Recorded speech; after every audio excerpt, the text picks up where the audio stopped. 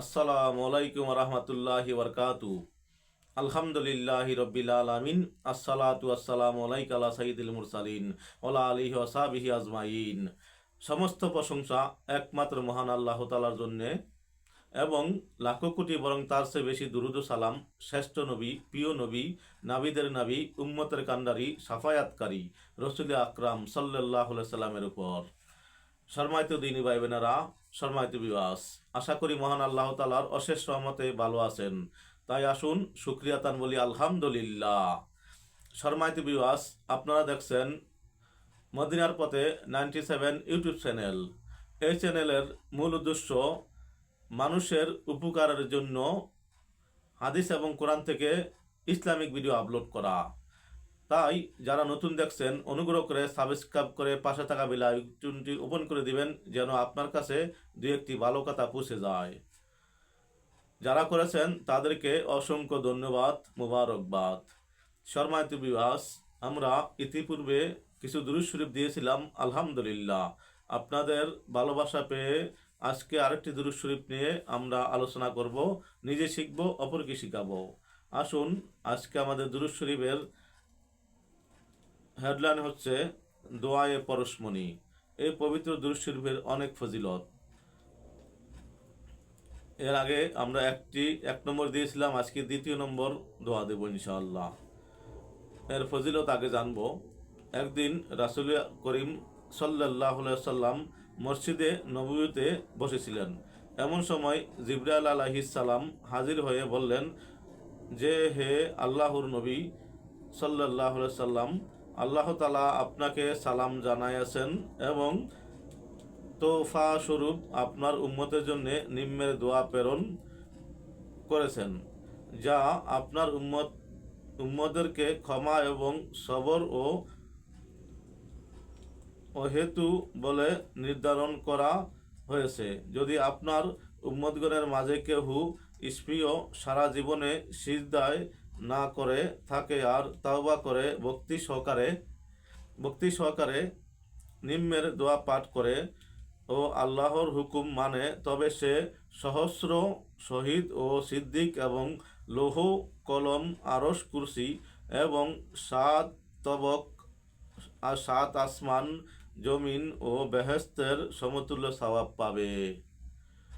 আর যদি কেহ এ দোয়া সারা জীবনে একবার পাঠ করে অথবা লেখা দেখে এমনকি অন্যর মুখে শুনে, তাতে সে হযরত নূহ আলাইহিস সালাম, ইব্রাহিম আলাইহিস সালাম, ইয়াকুব ও মুসা আলাইহিস সালাম এবং ঈসা আলাইহিস সালাম প্রমুখ নবীদের আজীবন সঞ্চিত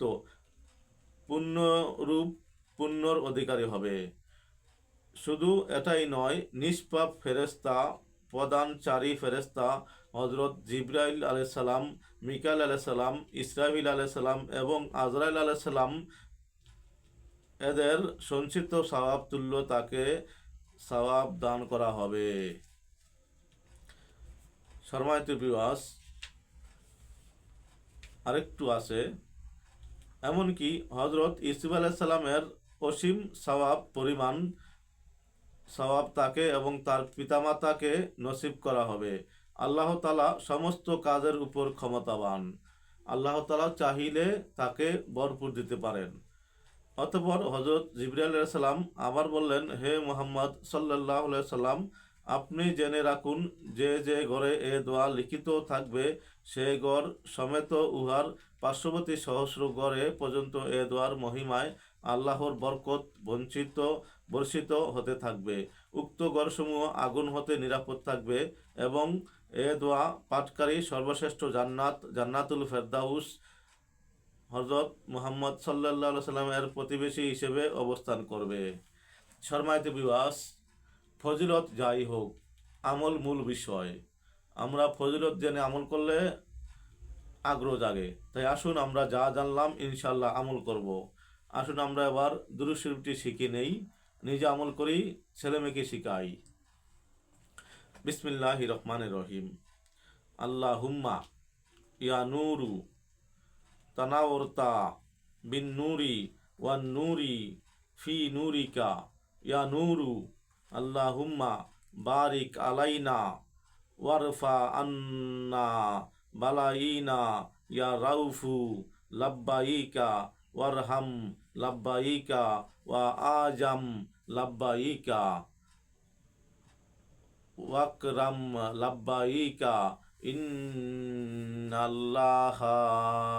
ইয়াবআসু মান ফিল কুবুরি আল্লাহুম্মা রজুকনা খায়রাদ দীনি মা আল কারবি ওয়াল ইখলাসি ওয়াল ইস্তিকামাতি বিলুদফিকা ওয়া সাল্লাল্লাহু আলা খাইরি খালকিহি মুহাম্মাদি ওয়া আলিহি ওয়া সাহবিহি আজমাইন ওয়া সাল্লামা তাসলিমান কাসীরান কাসীরা বিরাহমাতিকা ইয়া আরহামার রাহিমিন।